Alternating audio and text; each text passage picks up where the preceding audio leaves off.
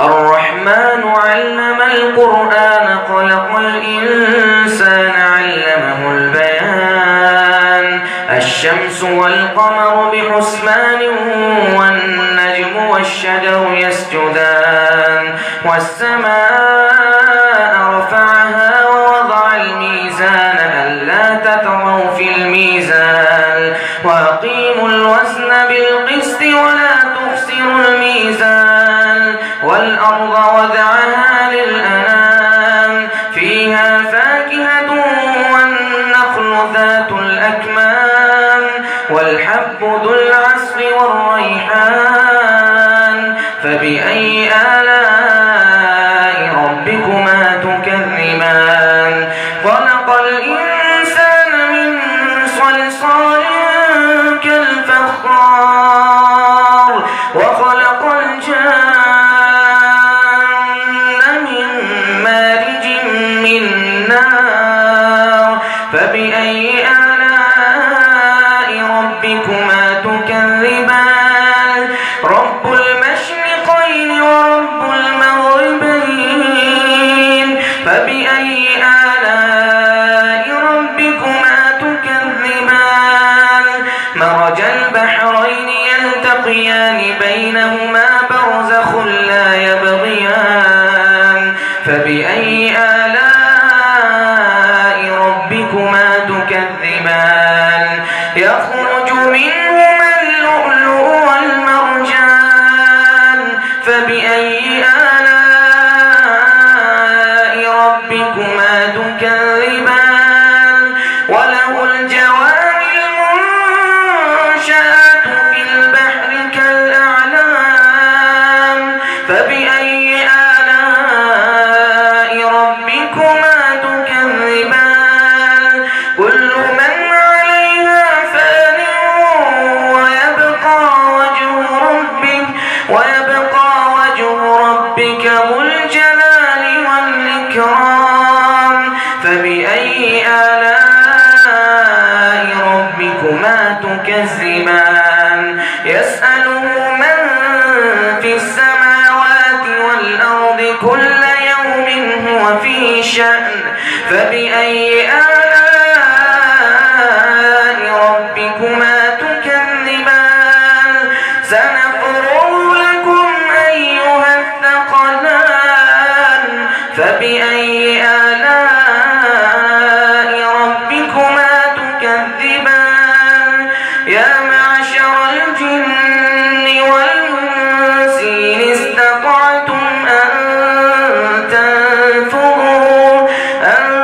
تنفذوا من أقطار السماوات والأرض فانفذوا لا تنفذون إلا بسلطان فبأي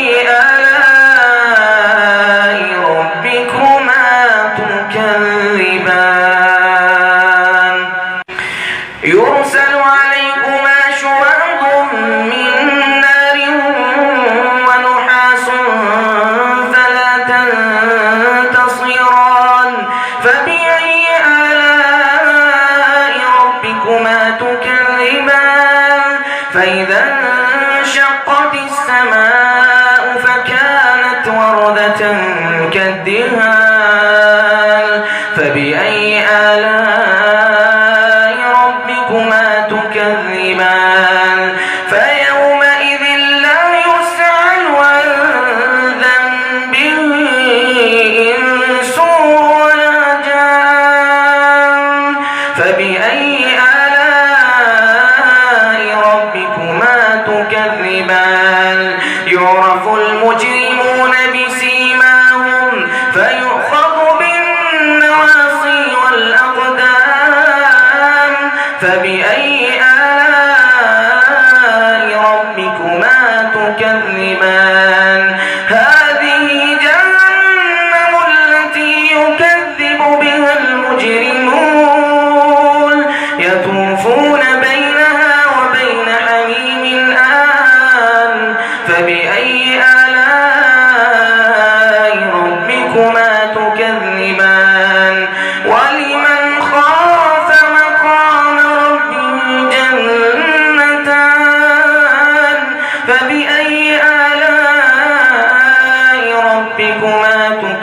تكذبان ذواتا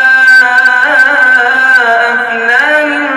فبأي آلاء ربكما تكذبان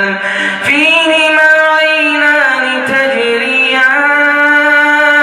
فبأي آلاء ربكما تكذبان فيهما من